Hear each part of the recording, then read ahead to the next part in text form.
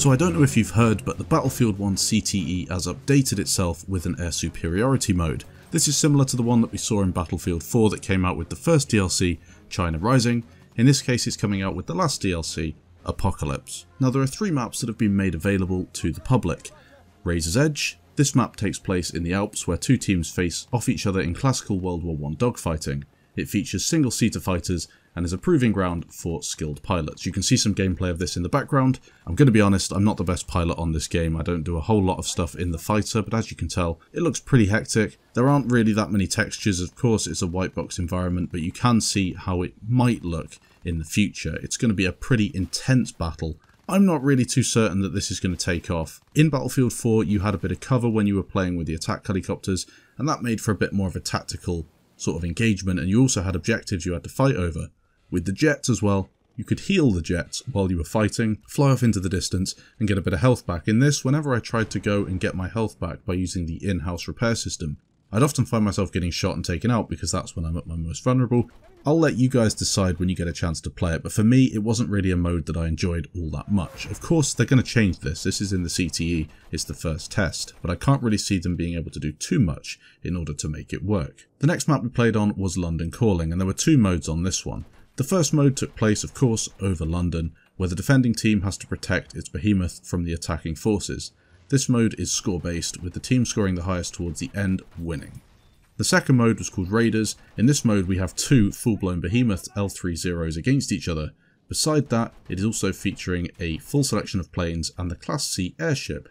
This is all-out warfare in the air. Now this is what I was really looking forward to. First of all, it's a new map, it's over London, it's exciting to look at. Secondly, the map is beautiful. As you can tell from the gameplay in the background, it is a fantastic looking map. All-out warfare in the air. This is something that people have been looking forward to for a long time. I would say that this one is the better game mode of the 2.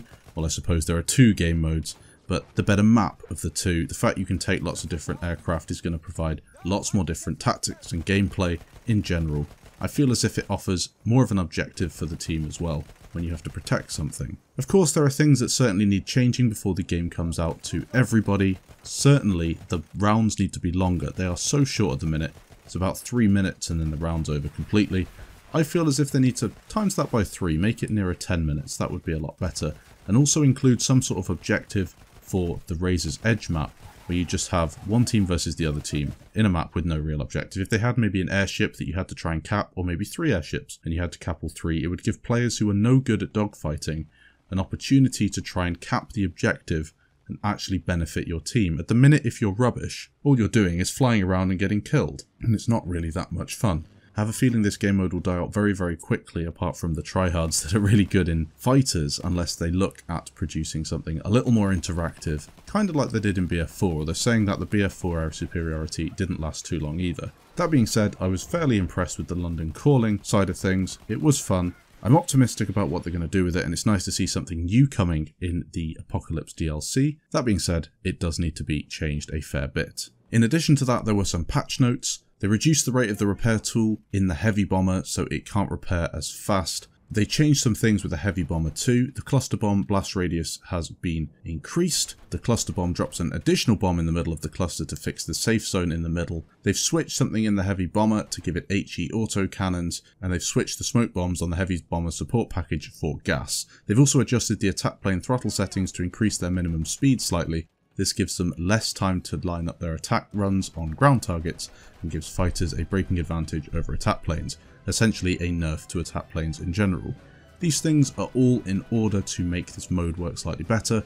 In general, some things that needed to be changed. I'm glad to see them in the update. Hopefully you enjoyed this video. If you did, leave a like. Let me know what you think of this mode down in the comments below, and I'll catch you in the next video.